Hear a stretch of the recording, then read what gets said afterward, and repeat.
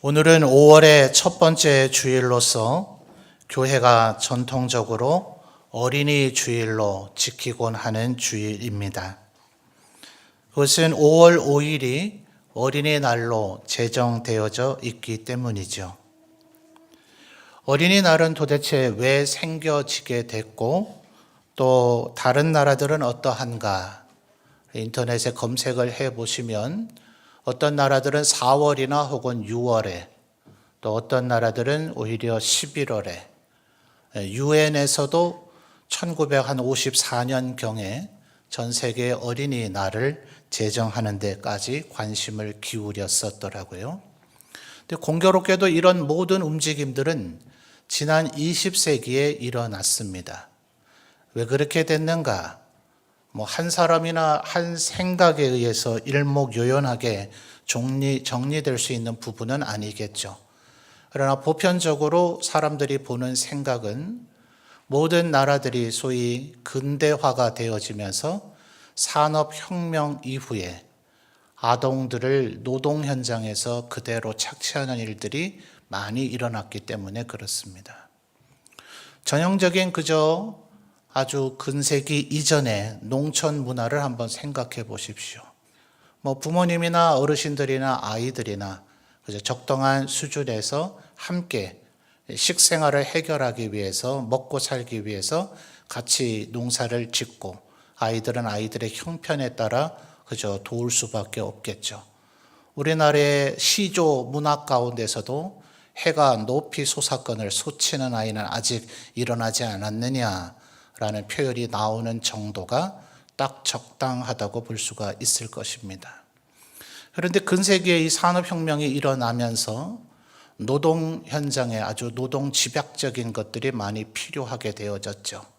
어린아이는 임금을 덜 줘도 되고, 어린아이는 말을 잘 듣고, 어린아이는 신체가 작기 때문에 오히려 작은 공간, 작은 기계 틈 속에서도 일할 수 있다라는 것이 어느 나라든 예외 없이 18, 19세기에 어린아이들을 가혹한 삶의 현장으로 내몰게 되어졌습니다.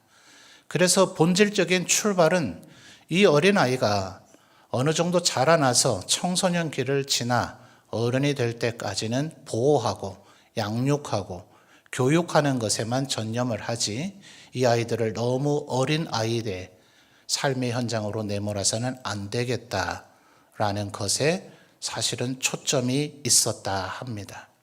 물론 그런 가운데서도 가정 단위로 아동 학대가 일어나는 가정들도 있고 사회적인 전반적인 분위기에서 아이들을 무시하고 함부로 대하는 경향들이 있기 때문에 그런 부분에도 개선을 기하고자 했던 것은 아주 유익한 부분이라고 할 수가 있을 것입니다.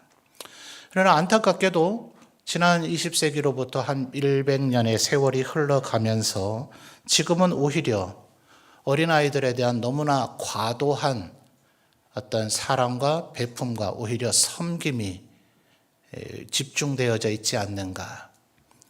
일반적으로는 우리는 우리의 하나님을 한글로 번역할 때 하나이신 홀로 유일하신 하나님이시라서 엘로힘 혹은 야훼, 여호와라는 이 언어들을 우리말로 번역할 때 하나님이라고 번역을 했죠. 그러나 일부 진보적인 기독교나 로마 캐톨릭 쪽에서는 하느님이라고 보통 표기를 합니다. 그러니 요즘 가정마다 거의 하나 혹은 둘밖에 없는 아이들을 얼마나 하나님처럼 떠받드느냐 하는 풍조적인 신조어로서 애느님이란 말을 사용하기까지 할 정도입니다. 그것이 과연 주님께서 바라시는 것일까? 어린아이를 사랑하고 보호하고 잘 돌봐야 되겠다 하는 생각이 이제 어린이날을 만들게 되어져서 교회도 5월 첫째 주일이 예수님께서 어린아이에 대해서 하신 말씀들이 많이 있기 때문에 그 말씀을 근거로 주일학교도 또 교회에서도 어린아이들을 잘 양육하자 하는 개념을 생각해 보곤 합니다. 그런데 문제는 어린아이 자체는 선한 것인가 하는 것이에요. 여러분, 천사는 어린아이겠습니까? 아니면 젊고 건강한 청년의 모습이겠습니까? 아니면 나이가 지긋하신 어르신의 모습이겠습니까? 여러분 이미지 속에는 천사는 어때요? 성경 어디를 보아도 어린아이와 같은 천사는 없습니다. 그런데 중세 르네상스 이후에 만들어지는 조각품이나 그림은 대부분 천사를 어린아이처럼 그려놓고 있어요. 어쩌면 그런 이미지 메이킹이 성경 말씀에 예수님께서 하신 말씀 속에서 어린아이와 같이 순수해야 된다. 다른 복음서에서는 어린아이와 같이 하나님의 나라를 받들어야 된다. 오늘 말씀 속에서는 어린아이와 같이 자기를 낮추어야 된다. 하나같이 순수함과 순결해야만 되지 않겠는가. 그래서 하나님을 가장 지근거리에서 섬기는 천사야말로 가장 순수한 존재가 아니겠는가 하는 생각이 그런 미술품들을 만들어내게 한 것 같아요. 그러나 성경을 잘 보십시오. 천사들이 그렇게 어린아이의 모습으로 나타난 예가 없습니다. 그들은 심지어 칼을 들고 하나님의 심판을 집행하는 집행자로서 나타나기도 하고 인간들에게 하나님의 말씀을 전달하는 메신저로서 나타났을 때 그들은 하나님과 천사를 구별하지 못하고 하나님을 뵌 것처럼 두려워 떠는 현상들을 보게 됩니다. 그러니 어찌 어린아이의 모습이라 할 수가 있겠어요. 이런 것처럼 우리는 어린아이 자체가 선하다라는 약간의 이미지 왜곡을 갖게 될 때가 있습니다. 예수님은 어린아이 자체가 착하다고 얘기한 게 아닙니다. 만약 어린아이가 순수하고 착하기만 한 존재라면 그렇다면 이 자리에는 거의 어린아이는 보이지 않아요. 오히려 어르신들이 훨씬 많이 계십니다. 장년과 노년층에 있는 우리들은 그럼 악하다는 얘기입니까? 그렇지 않죠. 그래서 우리들의 생각이 어린아이는 무조건 옳다, 어린아이는 무조건 사랑해야 된다가 아니라 예수님께서는 어린아이의 어떤 부분을 좋은 것이라고 이야기했는가 하는 것을 정확히 확인할 필요가 있겠습니다. 특별히 오늘 단락의 말씀은 18장 1절을 보면 제자들이 예수님 앞에 천국에서는 누가 큽니까? 이 질문으로부터 시작이 된 거죠. 마태복음 16장에 그 유명한 예수님께서 사람들이 나를 누구라 하더냐, 너희는 나를 누구라 하느냐 하는 가이사랴 빌립보에서 이제 예루살렘을 향해 내려가는 소위 십자가의 길이 시작된 거 아닙니까? 예수님께서는 이제 내가 예루살렘에 가면 십자가에 달려 죽는다. 고난의 종, 섬김의 종의 모습을 얘기하는데 오늘 18장에서도 마찬가지며 이 이후에도 제자들은 예루살렘에 도착할 때까지 누가 큰 자가 될 것인가? 예수님이 왕이 되면 누가 높은 자리를 차지할 것인가? 오직 여기에만 관심이 있더라 하는 거죠. 그런데 예수님께서 18장 1절의 천국에서는 누가 큽니까? 하는 이 질문에 대한 대답으로 2절을 보니 한 어린아이를 불러 그들 가운데 세우셨습니다. 다시 한번 강조드리지만 이 어린아이가 모든 것이 선하고 어른들보다 모든 면에서 탁월하다고 얘기하고 계신 것이 아닙니다. 이 어린아이에게 있는 한 가지 속성을 강조하시고자 가장 효과적인 시청각 자료로서 어린아이를 지금 제자들 앞에 세우신 겁니다. 3절에 그래서 뭐라고 얘기하시죠? 이르시되 진실로 너희에게 이르노니 너희가 돌이켜 어린아이들과 같이 되지 아니하면 그 다음 뭐예요? 결단코 천국에 들어가지 못하리라. 그러니 이것 말씀을 우리가 절대로 가볍게 여기면 안 되겠습니다. 믿음으로 구원받는 것인데 어린아이와 같아야 된다는 말이 충돌되고 모순되는 말인가? 예수님의 해설에 따르면 믿음이 있는 자는 어린아이와 같아진다 하는 것인데 구체적으로 그럼 무엇을 얘기하는 것인가? 4절, 아까 이미 제가 봉독해 드린 말씀입니다만 우리 성도님들이 한번 읽어주시죠. 시작.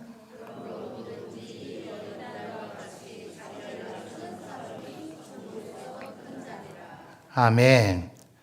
자, 4절을 보니 어린아이가 돼야 된다라고 얘기합니까? 아니죠. 그게 아닙니다. 우리는 이미 이 자리에 있는 우리 성도님들도 그러하고 이 질문과 이 대답을 들었던 사도들도 이미 성인의 모습이었습니다. 그러니 이들은 어린아이가 될 수가 없죠. 4절에 뭐라 얘기했다고요? 이 어린아이와 같이 뭐 하는 사람요? 자기를 낮추는 사람이 되어야 한다 하는 것입니다. 그러나 다시 한번 생각해 보십시오. 모든 어린아이가 자기를 낮추는가? 그렇지 않습니다. 어린아이 가운데 자기를 낮추는 속성을 가진 아이가 간혹 있게 되는 겁니다. 아마도 어린아이들이 자기 스스로 뭔가를 하려고 하기 이전 부모님이 젖을 먹이고 기저귀를 갈아주고 목욕을 시켜주고 해야 될 때는 전혀 그 어떤 속성도 그들에게서 나타나지 않을 겁니다. 근데 빠르면 한 3살, 늦으면 5살, 7살 정도쯤부터 이제 무언가 내 힘으로 할 수 있는 영역이 좀 있어 보인다. 다 저지레를 해놓곤 하지만 내가 수저 젓갈 들고 밥을 먹어보겠다. 내 힘으로 한번 걸어다녀 보겠다.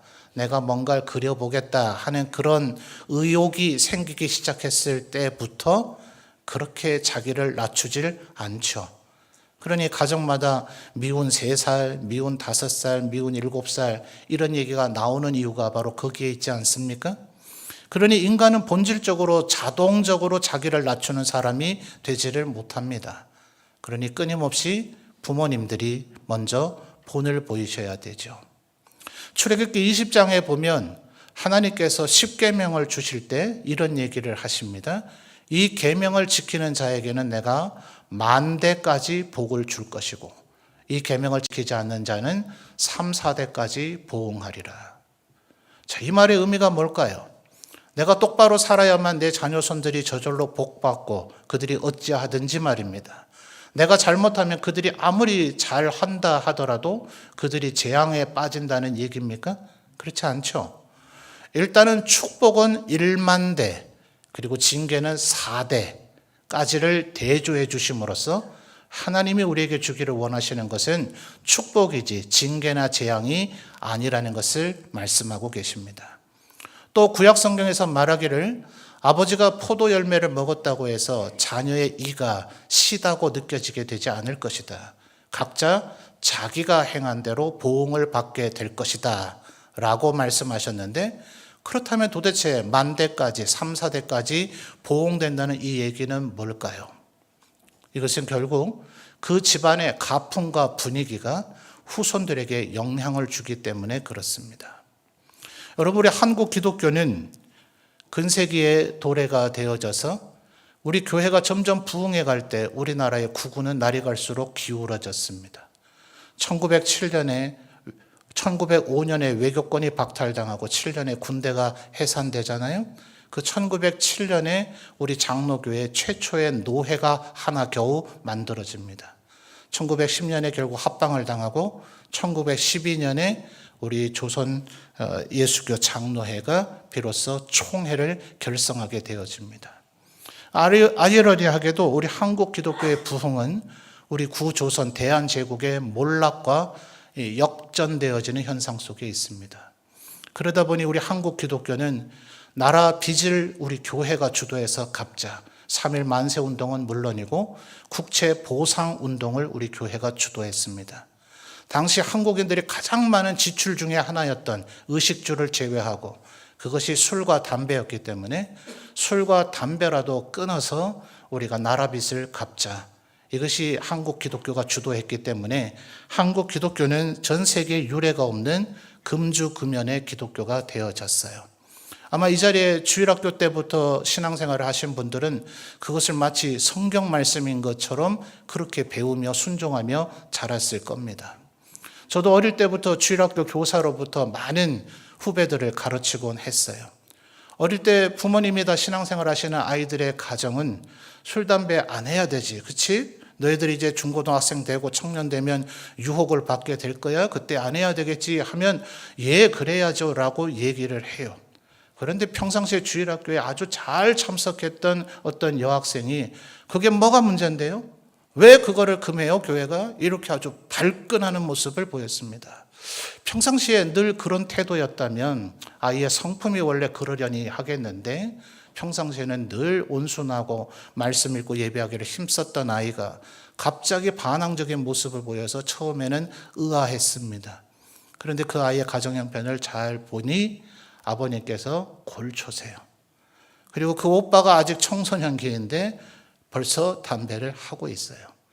그러니까 아버지와 오빠가 그걸 하고 있으니 그게 왜 나쁜 거냐? 그게 나쁜 거라면 내 가족은 어찌하냐? 이런 반감이 그런 영향을 주게 되는 겁니다. 여러분, 지금 금요일마다 구역과 함께하는 대신방으로 깨신방이라고 예배를 드리고 있지 않아요? 어느 구역에 3살밖에 되지 않은 아이가 참석을 했습니다. 함께 예배하고 기도하고 끝에 아멘을 하는데 이 3살짜리 아이가 덩달아서 아멘 합니다. 이 3살이 도대체 뭘 배우고 뭘 알길래 아멘 할까요?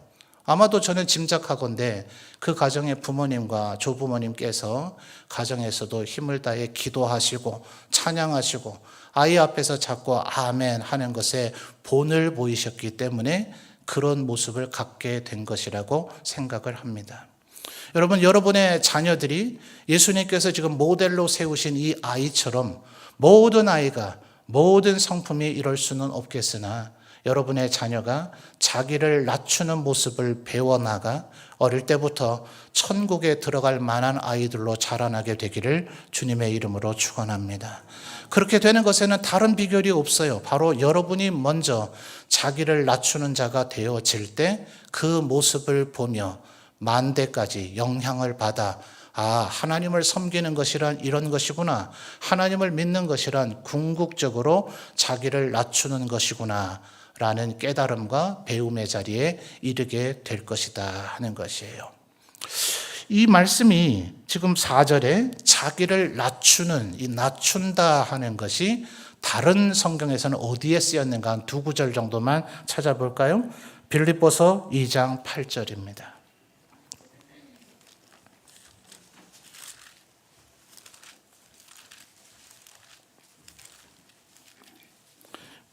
신약성경 319페이지 빌립보서 2장 8절 우리 성도님들 한번 읽어주세요. 시작.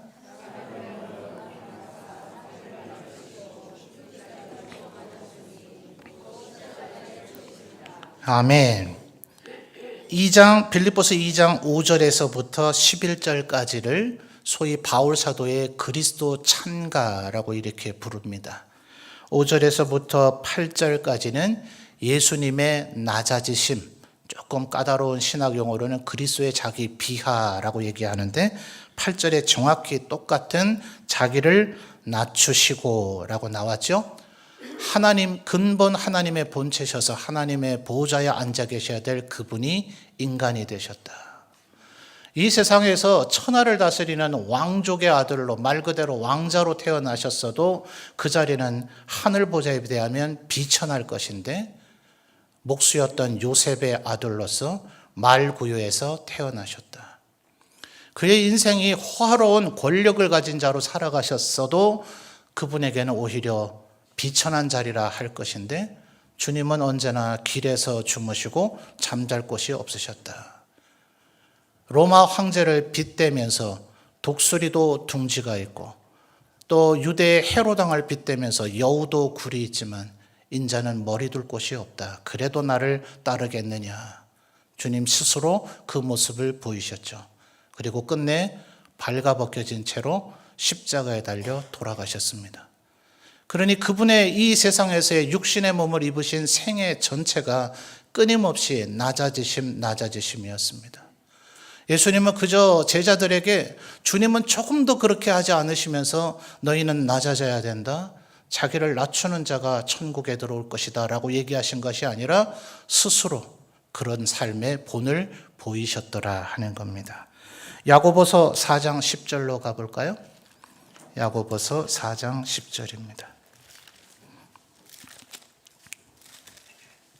아까 제가 2구절이라 그런 것 같은데 3구절을 찾아봐야 될 것 같아요. 죄송합니다.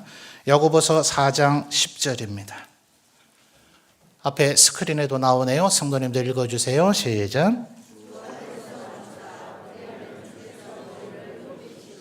아멘. 이 구절에서도 정확히 나오죠. 주 앞에서 낮추라. 자, 지금 예수님께서 자기를 낮추는 자가 되어야 된다. 바울 사도가 예수님의 인생을 평가하면서 그분은 끊임없이 낮아지셨다. 예수님의 육신의 형제도 자기를 낮춰야 된다라고 했는데 도대체 뭘 낮추란 얘기인가? 어떻게 낮추란 얘기인가? 아마 우리 성도님들 그런 생각이 드실 것 같아요. 베드로전서 5장 6절을 마지막으로 찾아보죠. 어쩌면 우리의 궁금증을 해결해 주려고 하려는 듯이 똑같은 헬라어인데 우리 한글 성경 번역자들은 베드로전서 5장 6절에서는 약간 다른 느낌의 단어로 번역을 했어요. 자, 베드로전서 5장 5절입니다. 6절입니다. 6절 읽어 주실까요? 시작.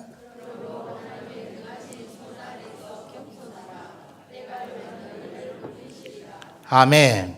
자, 결국 낮춘다고 하는 것이 뭡니까? 겸손이란 말입니다. 두 단어가 다른 단어인데 억지로 지금 우리 번역자들이 겸손이란 단어로 번역한 것이 아니라 겸손이 바로 낮아짐이기 때문에, 그러나 낮아져야 된다는 것을 주님은 강조하셨기 때문에 앞에 부분에서는 낮아짐 혹은 낮춘다고 번역을 한 겁니다. 여러분, 근데 잊지 말아야 될 것은 이것은 비굴함과 다른 것입니다. 대부분의 사람들은 이 세상을 살아갈 때에 힘이 없고 권력이 없습니다. 또 이 자리에 있는 분들이 어마어마한 돈으로 다른 사람을 좌지우지할 만한 돈을 가진 분들도 없습니다. 여러분의 학벌이 서울대나 하버드대는 아니지 않습니까? 그러다 보니 우리는 애초부터 가진 것이 없습니다. 이런 사람이 가진 태도를 겸손이라고 얘기하는 것은 아닙니다.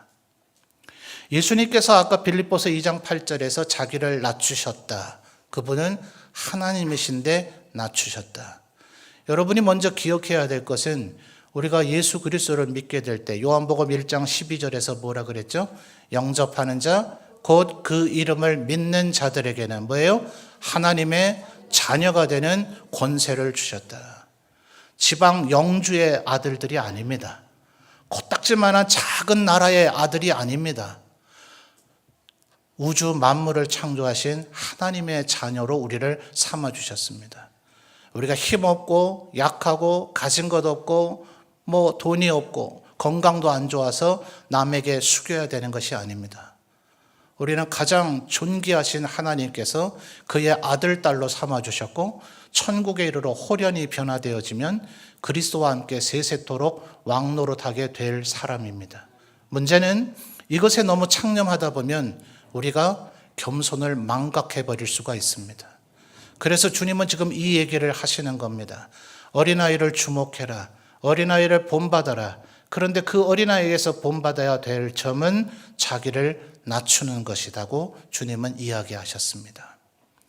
여러분, 만약 여러분 주변에 이렇게 자기를 낮추는 사람이 있다면 여러분은 그분을 어떻게 하겠습니까? 존경하고 칭찬하고 아주 선대하고 우대할까요? 아니요, 세상은 그렇지 않았습니다. 누군가 이렇게 자기를 낮추고 겸손하게 살면 그 사람을 무시하고 막대하고 핍박하고 심지어는 죽이기까지 했습니다. 오죽하면 사회에서도 그렇게 얘기하지 않아요? 호의가 계속되면 그것이 권리인 줄 안다고. 세상에서 뭐라 그럽니까? 내가 가만히 있으니 가만인 줄 안다고 이렇게까지들 흔히들 이야기하지 않습니까? 안타까운 것은 신앙의 모습 속에서도 그 모습이 전혀 없는 것은 아닙니다. 교회 안에서도 우리가 자기를 낮추는 겸손한 자로 살아갈 때에 세상에서야 그럴 수 있죠. 세상 사람들이 오히려 선을 행하면 그게 기적 아닙니까? 하나님으로 말미암아 거듭나고 하나님의 선하심을 알지 못하는 자들이 만약 선을 행한다면 그게 더 기이한 거죠. 그러니 세상에서 우리가 겸손히 살아가고 자기를 낮출 때 우리를 무시하고 막대하고 우리를 핍박하는 것은 오히려 당연하다 할 것인데, 하나님의 믿는 도리가 뭔지를 아는 교회 안에서도 만약 그런 일이 일어난다면 그건 얼마나 서글픈 일이겠습니까? 그래서 주님은 5절에서 이렇게 얘기하십니다. 자, 마태복음 18장 5절을 다시 돌아와서 이제 18장을 조금 더 살펴보겠습니다. 마태복음 18장 5절을 이어서 우리 성도님들 한번 읽어봐 주실까요? 시작.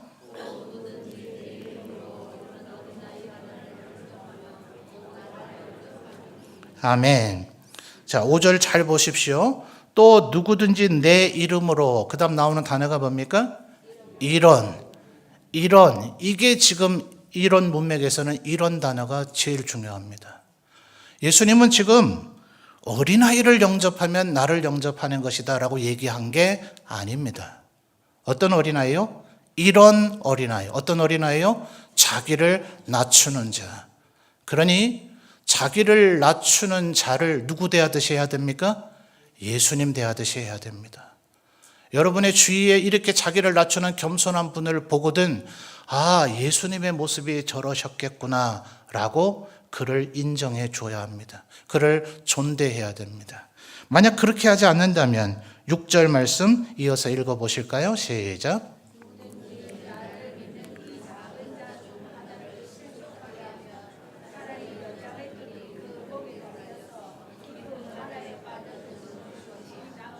아멘. 6절도 마찬가지입니다. 누구든지 나를 믿는, 그 다음 뭡니까? 이라고 하는 수식어가 여기서도 나오는 이유는 그냥 주님을 믿는 자가 아니라 이 작은 자, 어떤 자예요? 자기를 낮추는. 그런데 보십시오. 2절부터를 다시 거슬러 보시면 예수께서 한 어린아이, 3절에도 너희가 돌이켜 어린아이들과, 4절에도 누구든지 이 어린아이, 5절에도 누구든지 내 이름으로 이런 어린아이, 계속 어린아이라는 단어를 사용하셨습니다. 그런데 6절에서 갑자기 단어에 미묘한 변화가 생기죠. 6절에서는 뭐라 하셨다고요? 누구든지 나를 믿는 이 뭐요? 작은 자. 우리들 생각에는 어린아이나 작은 자나 거기서 그게 아닌가 싶을 수 있겠습니다만 작은 자가 훨씬 더 포괄적인 의미를 담고 있죠. 어린아이는 말 그대로 육신의 나이가 어린 자를 얘기합니다. 그러나 이 작은 자는 서두에서 좀 말씀드렸듯이 가진 것 없는 자, 힘 없는 자, 권력이 없는 자, 배운 것이 없는 자. 말하자면 주님께서 이 작은 자에게 냉수 한 잔 준 것도 내게 한 것으로 여기겠다고 20장 이후에서 또 말씀하시는데, 그때의 개념은 우리가 아무리 그 사람에게 선행과 자비를 베풀어도 조금도 보답할 만한 능력이 없는 사람, 그런 무력한 자를 작은 자라고 성경은 표현합니다. 그러니 여러분, 지금 예수님께서는 의도적으로 의미, 단어를 지금 변화시키고 있는 거예요. 어린아이를 두고 처음에는 설명을 했습니다. 그런데 우리들이 지금 흔히 착각에 빠지는 것처럼 그걸 그냥 육체 어린아이라고 여길까 봐.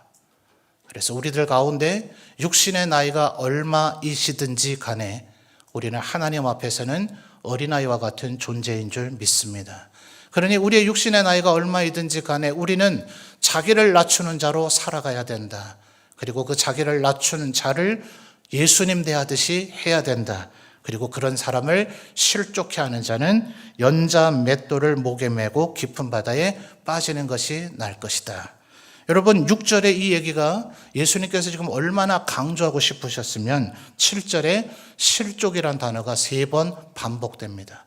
6절과 7절을 합치면 이렇게 자기를 낮추는 자를 이 자를 실족하게 하는 사람은 그는 천국에 가지 못할 것이다. 심지어 어느 정도라고 얘기하시느냐 하면 8절과 9절을 보면 손이나 발이 이렇게 자기를 낮추는 자를 실족하게 한다면 차라리 그 손과 발을 찍어버리라.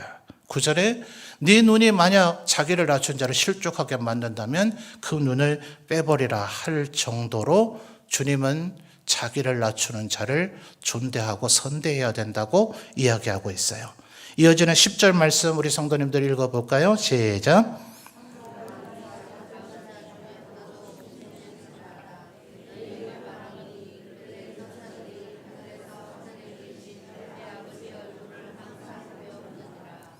예수님은 지금 얼마나 이 작은 자, 자기를 낮추는 자에 대한 관심과 애정이 있으신지 10절 삼가 이 작은 자 중에 뭐예요? 하나도.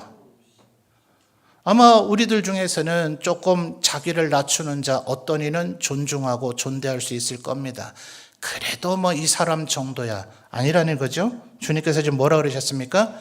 이 작은 자 중에 하나도 없인 여기지 마라. 그러면서 12절에 또 뜻밖의 얘기가 나옵니다. 그 유명한 양 100마리 가운데 한 마리가 길을 잃으면 99마리를 두고 그것을 찾지 않겠느냐. 여러분, 이 얘기가 누가복음 15장에도 나옵니다. 100마리 가운데 잃어버린 한 마리 양을 찾으시는 하나님, 10개의 동전 가운데 하나를 찾으시는 여인을 빗대서 하나님, 그리고 작은 아들이 나가서 허랑방탕했기 때문에 흔히 우리가 탕자라고 얘기하죠. 그 탕자를 기다리시는 아버지이신 하나님. 그래서 누가복음에서 그 얘기를 할 때는 전부 다 잃은 자가 돌아오기를 하나님께서 얼마나 기다리시느냐 하는 거예요. 근데 그 얘기들이 너무나 유명하다 보니까 우리는 마태복음 18장의 이 얘기도 그 맥락 속의 얘기인가 착각해요. 근데 지금 예수님 그 얘기가 아니죠. 14절 마지막으로 읽어볼까요? 시작.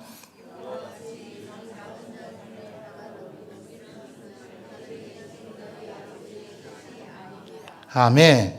여기서는 집을 나간 하나님을 저버린, 하나님을 잊어버린 그런 사람을 얘기하는 게 아니라 이 작은 자, 천국에 들어가야 마땅한 자, 하나님의 뜻대로 해서 하나님이 기뻐하시는 그 자는 100명 중에 단 한 명도 내가 절대로 놓치지 않을 것이다. 그러니 예수님께서 지금 가장 강조하시는 것이 뭡니까? 하나님 앞에 자기를 낮추는 자가 되라.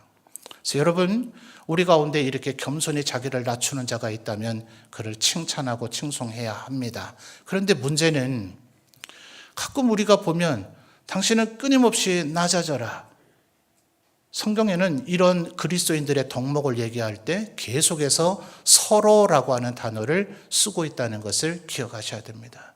우리 가운데 누구는 낮아져야 되고 작은 자가 돼야 되고 사랑해야 되고 섬겨야 되고 용서해야 되는 자가 따로 있는 것이 아니라 천국에 들어가기를 원하는 자라면, 천국을 향해 걸어가고 있는 자라면 우리는 끊임없이 서로를 향하여 자기를 낮추는 자가 되어야 합니다. 우리의 마음을 비워야 합니다. 여러분, 우리의 마음은 절대로 진공 상태로 있을 수가 없습니다. 예수님께서 이런 얘기하셨죠. 귀신을 쫓아내 줬는데 그가 가만히 있었더니 이제 다른 귀신들이 더 많이 그 안에 들어오게 되었다. 가만히 있으면 우리 안에는 언제나 악한 생각, 나쁜 것들이 들어오게 됩니다. 그러니 오직 성령으로 충만하기를, 지난 4월 3주간에 걸쳐서 우리 성령 충만, 성령의 열매에 대해서 생각해 보지 않았습니까? 끊임없이 우리 안을 하나님의 거룩한 것으로 채울 때 우리는 자기를 낮추는 자가 될 것입니다. 다른 사람이 더 낮추면 내가 가만히 있으면 나는 아무것도 하지 않았습니다. 주님, 나는 그저 그가 나를 섬긴 것을 그냥 받았을 뿐입니다. 예, 내가 높아지려고 하지 않았다 하더라도 누군가 나를 섬기고 있는데 나는 가만히 있었다면 자동적으로 나는 높은 자가 되는 것입니다. 그러니 누가 나에게 자기를 낮춘다고 해서 그걸 좋아라만 하고 있으면 큰일 날 수가 있어요. 더 자기 스스로를 낮춰야 됩니다. 그러나 결국 이 낮추는 삶이 바울 사도에게도 쉬운 것만은 아니었습니다. 그는 당신이 과연 사도가 맞느냐? 예수님이 12사도 세울 때 당신은 어디에 있었느냐? 당신은 스데반을 죽였던 자가 아니냐? 또 당신은 보니 외모도 형편없고 말도 참 못하는데 당신 같은 자가 어찌 사도냐? 이런 무시와 멸시를 받기가 일쑤였습니다.